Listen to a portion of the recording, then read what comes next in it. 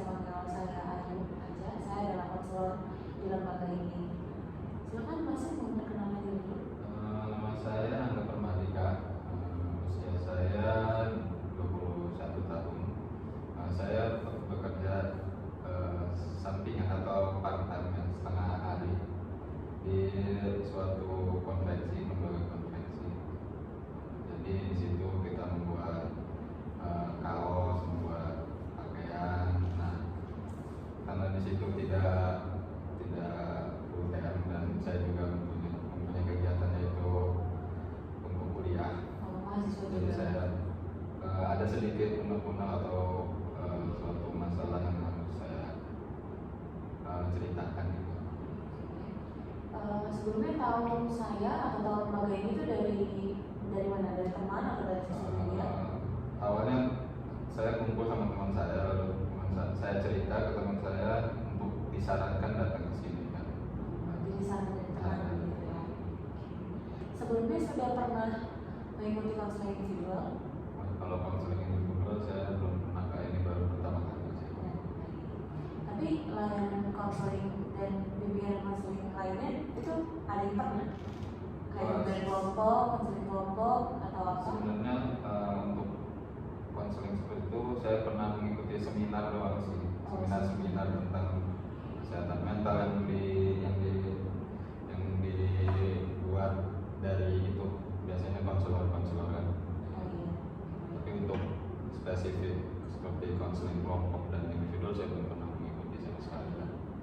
Jadi mungkin karena Mas Angga belum pernah mengikuti konseling individual, jadi saya akan menjelaskan sedikit tentang konseling individual itu apa, nanti biar proses konseling pada siang hari ini bisa berjalan dengan semestinya seperti itu. Nah, konseling individual itu adalah salah satu layanan bimbingan konseling.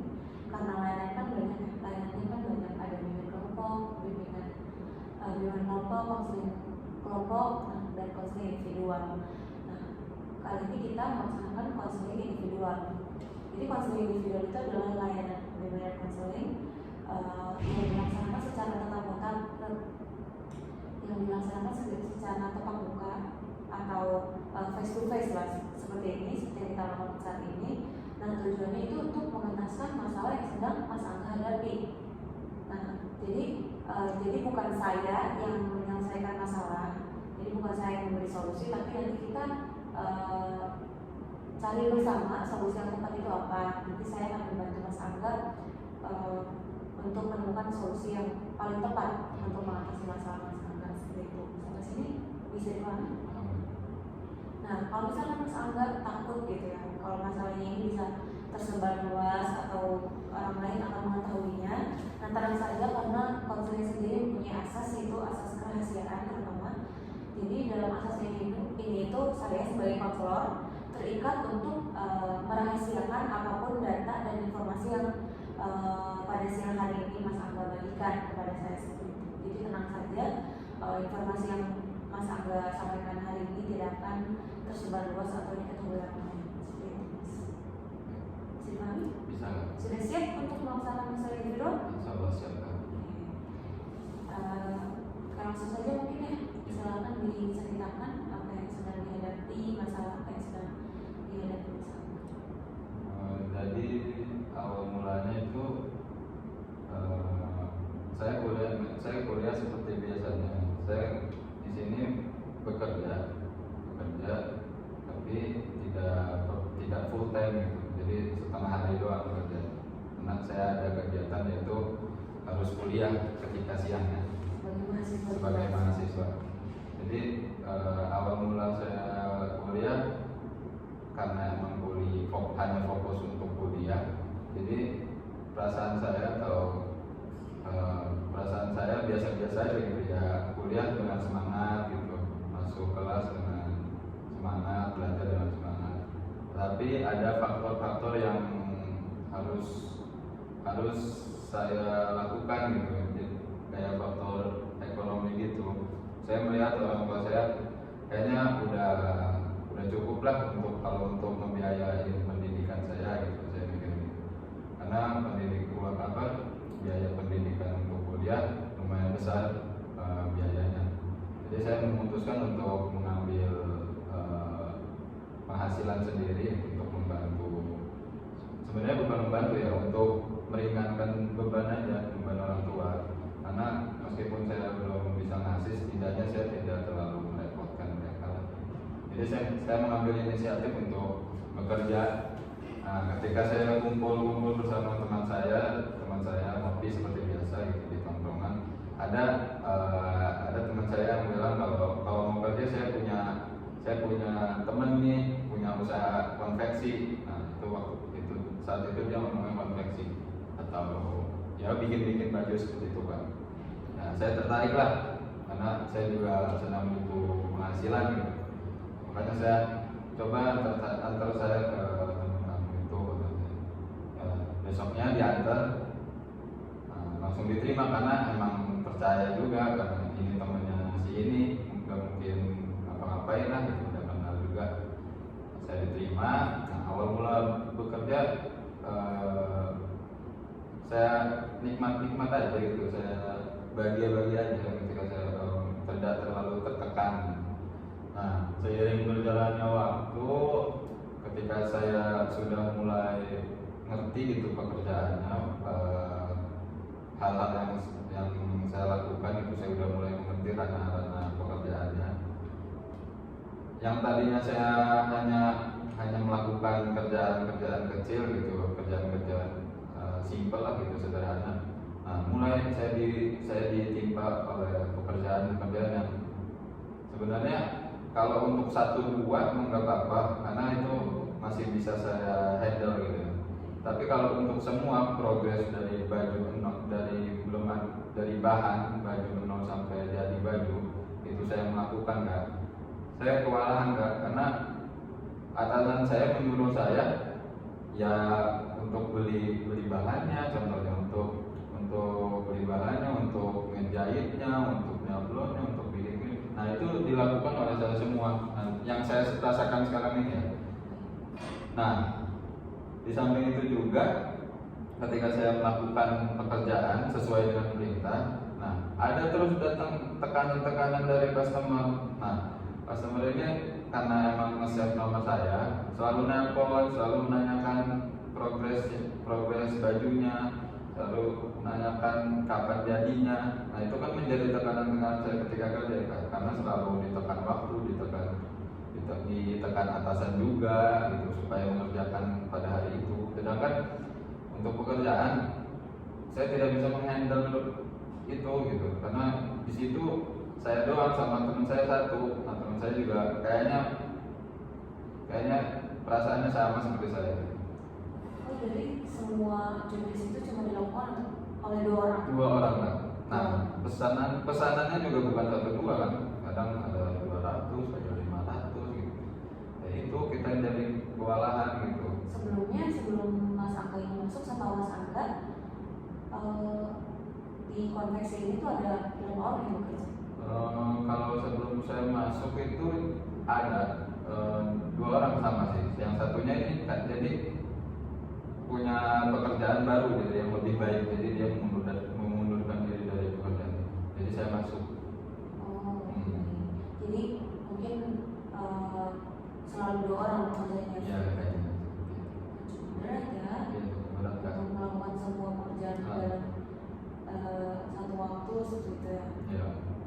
Dan yang saya sayangkan gitu Kak, ketika saya berusaha semaksimal mungkin melakukan pekerjaan yang saya lakukan, saya tidak mendapatkan hak-hak yang saya harusnya miliki, yang harusnya saya dapatkan gitu, seperti gaji, seperti ya kalau makan minum lah bisa saya cari dari menyisihkan gaji saya ini gitu. Tapi untuk gaji kadang selalu ditunda-tunda mulu gitu, yang harusnya tanggal segini ditundanya juga kadang seminggu, kadang 2 minggu gitu. Nah itu karena itu saya juga perlu bayar ini bayar itu, kebutuhan beli ini beli itu gitu. Mungkin itu yang membuat saya akhirnya harus cerita di sini gitu tentang masalah saya di pekerjaan. Dari tekanan dan ya pekerjaan fisik juga, dan tekanan dari atasan, dari klien, itu ada efeknya nggak ke diri Mas Angga baik secara fisik maupun psikis? Efek negatif ya kan? Efek negatif. Efek negatifnya mungkin saya mudah lelah ya kan. Yang tadinya saya tuh belajar tuh aktif gitu, selalu nanya, presentasi selalu menjelaskan gitu, diminta tanggapan selalu menanggapi. Nah, ketika saya kerja saya mulai kurang aktif, ngantukan gitu kan. Jadi tidurnya gitulah gitu. Terus juga dinilai buruk sama dosen karena sering tidur di kelas itu kan. Jadi Mengganggu gitu. prestasi di awal juga menurun. Iya, gitu kan. Termasuk penilai. Nilai semester kemarin iya termasuk. Saya melihat nilai-nilai saya juga turun sih dari awal saya kuliah sampai sekarang. Sekarang ini jadi lebih turun gitu. Sebelumnya sebelum bekerja dan setelah bekerja itu secara ekonomi itu masih tercukupi. Kalau sebelum kerja itu nggak tercukupi saya menilai Kak. Karena kalau saya nggak kerja saya nggak bakal bisa membiayain kuliah saya gitu, nggak bisa jajan sehari-hari juga nggak bisa gitu. Jadi orang tua tuh cuma mampu paling untuk biaya kuliahnya aja. Iya. Makanya tuh masalah sendiri belum tercukupi. Iya. Nah setelah bekerja, Alhamdulillah tercukupi, tapi itu tadi kan ada tekanan-tekanan yang luar biasa. prioritas Mas Angga sendiri sebenarnya antara akademis, antara kuliah ya, antara kuliah dan bekerja itu menurut Mas Angga lebih urgent yang mana? Menurut saya kuliah ya Kak, karena itu investasi masa depan saya juga, supaya menjadi pengetahuan saya juga.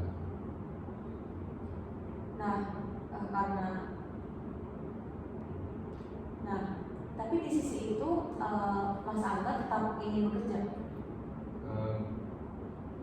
Kalau untuk nyari penghasilan iya sih Kak. Jadi saya pengennya kuliah sambil ada penghasilan aja sih.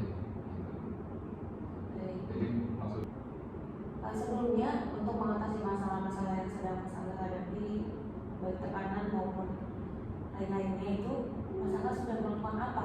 Upaya apa yang sudah dilakukan? untuk upaya kadang ketika kumpul gitu ya, ketika ada atasan, ada teman saya sering ngomong sambil ngopi itu. Maksudnya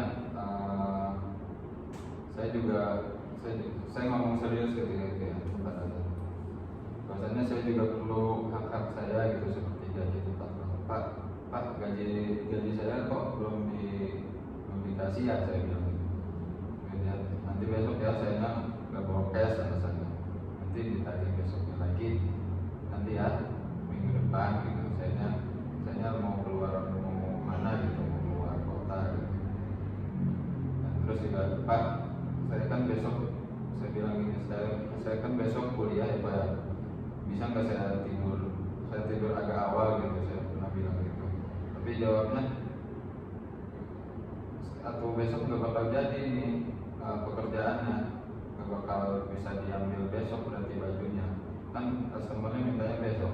Berarti secara tidak langsung kan menyuruh saya untuk tidak tidur, tidak istirahat kan, harus selalu mengerjakan gitu. Menurut saya itu sih kan. Nah, untuk jam kerjanya berarti tidak menentu. Tidak tentu Kak. Jadi bukan dari pagi sampai sore. Iya. Tapi tidak berjadwal. Yang paling itu untuk hal-hal yang sudah saya lakukan itu komunikasi, ngomong baik-baik kan.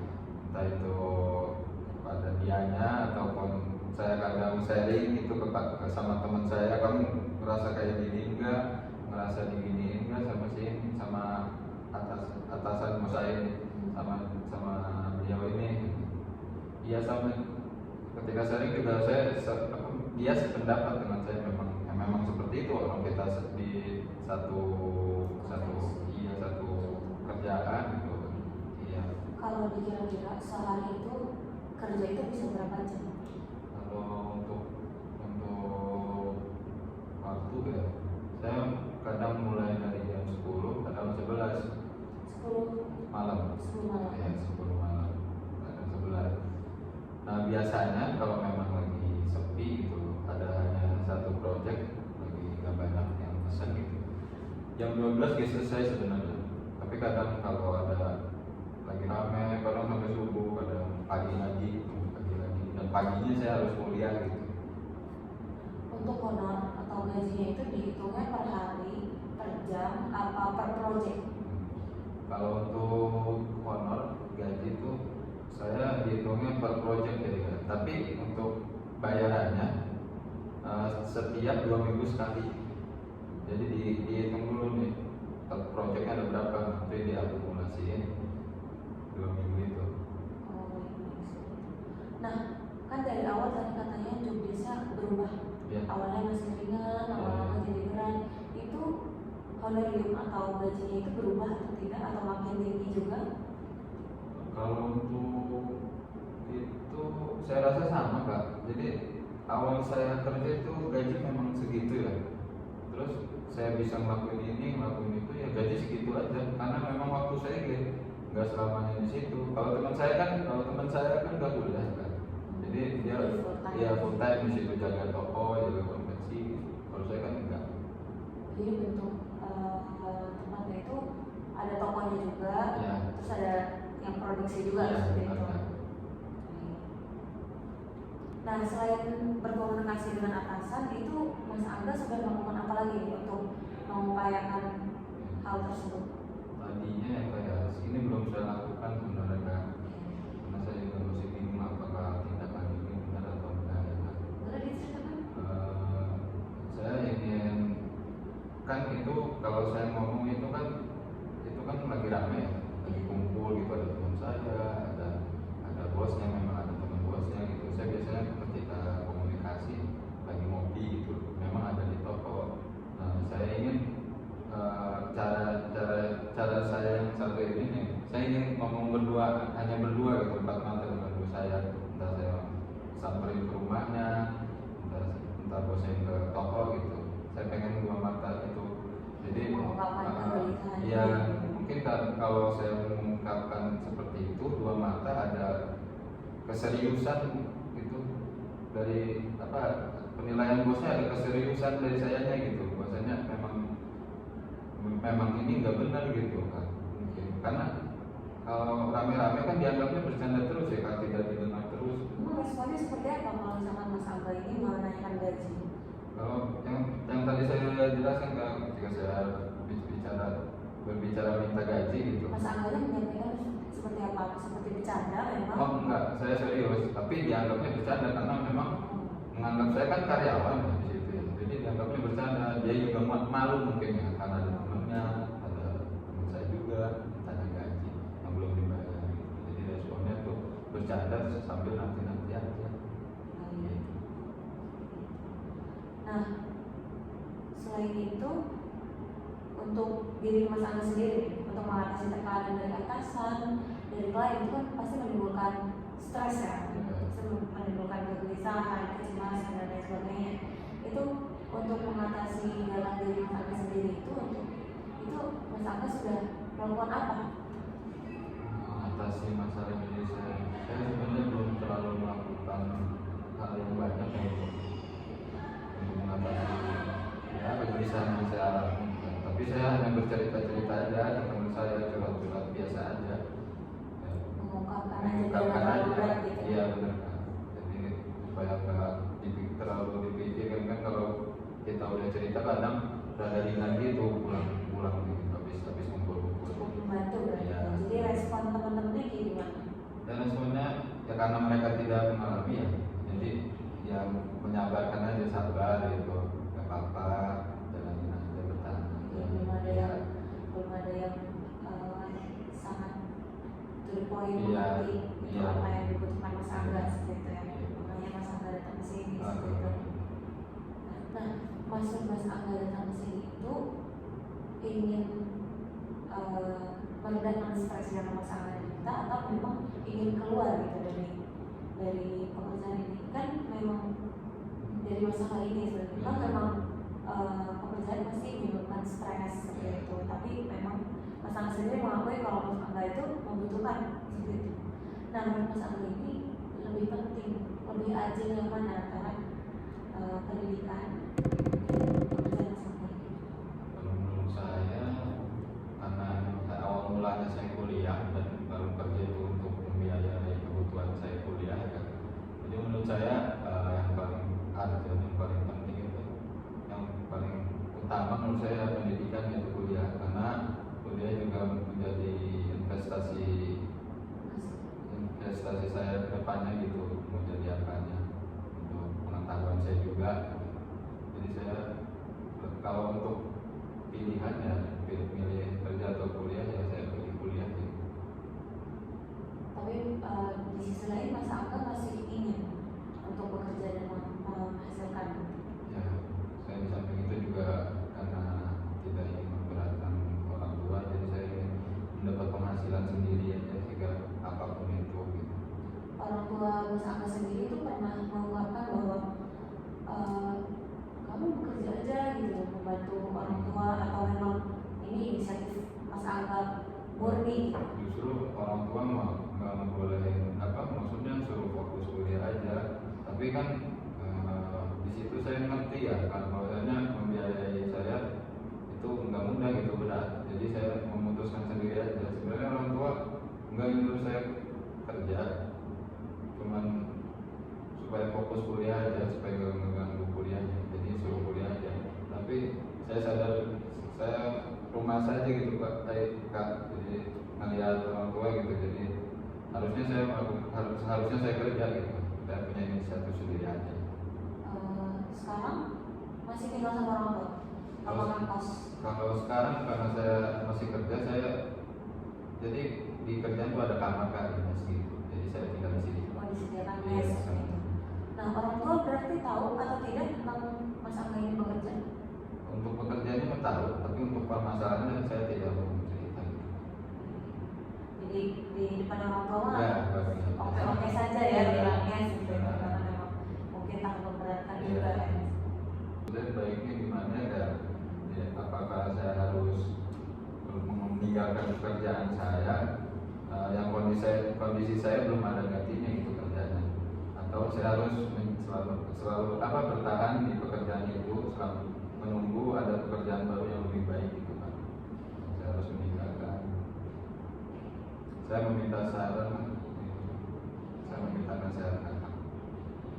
Jadi menurut saya, kalau misalkan Mas Angga sudah sangat tertekan ya, itu kan pasti nanti berefeknya ke fisik juga, mulai dari ya setahu saya ya bisa menurunkan banyak fisik lah.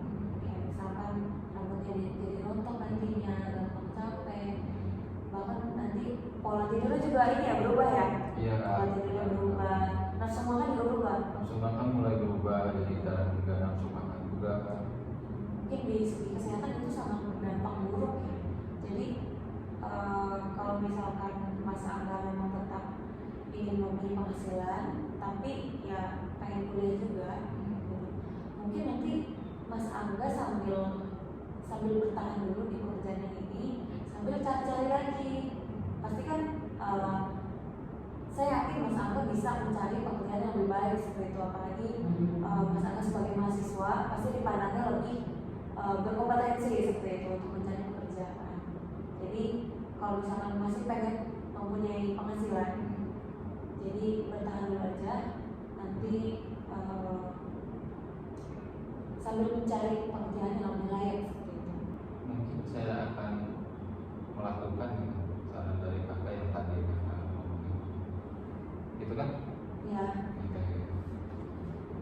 betul. Ya mungkin saya akan menerapkan ya, kayak mencoba gitu saran dari kakak yang tadi, bertahan sambil mencari pekerjaan lain. Memang saya ingin melakukan itu, tetapi sebenarnya saya tahu gitu ya jalan cara saya untuk menangani masalah saya, tapi saya masih kebingungan gitu Kak, nggak ada yang memperkuat argumen saya ini gitu. Jadi terima kasih atas tadi sarannya juga, sebenarnya sependapat dengan saya. Jadi sudah terpikirkan Iya, sebelumnya Pak? terpikirkan sebenarnya, tapi tidak ada, masih bingung gitu, belum ada support gitu, belum ada kekuatan dari orang lain untuk menguatkan argumen saya ini gitu Kak. Jadi mungkin saya akan mencoba gitu menerapkan tadi saran dari kakak ke depannya gitu. langkah Mas Angga memang sudah sangat bagus untuk datang ke sini menemui saya, karena Mas Angga sendiri sadar seperti itu ya, kalau butuh bantuan profesional. Itu sudah luar biasa sekali, saya salut. Nah, mungkin Mas Angga akan menerapkan saran dari saya tadi. Iya, mungkin saya akan menerapkan secepatnya. Baik. Secepatnya itu bisa ditentukan kapan? Kalau untuk ketentuan, wah saya belum tahu ya Kak ya. Jadi kapan-kapannya mungkin kita bisa ketemu lagi lah gitu di lain waktu. Baik, mungkin kita bisa ketemu di lain waktu, nanti kita komunikasikan lagi aja. Iya, baik. Nanti Mas Angga kan punya kontak saya. Iya. Kita komunikasi di media sosial dulu aja untuk pertemuan selanjutnya. Nanti kita lihat perkembangan masalah Mas Angga yang seperti apa. Terima kasih Mas Angga sudah datang ke sini. Udah cukup hari ini, kita sudahkan dulu mungkin ya, karena sudah terlalu lama juga. Nanti kita ketemu lagi di pertemuan selanjutnya untuk melihat update masalah Mas Angga. Mas Angga nanti pulang sama siapa? Saya pulang sendiri. Tadi sudah datang sendiri? Iya, datang sendiri. Naik motor? Iya. Ya, terima kasih Mas Angga. Mungkin nanti kita ketemu lagi ya. Saya pamit ya Kak. Semangat Mas Ya, Angga, terima semoga kasih. selesai masalahnya. Dan saya duluan ya Kak. Ya.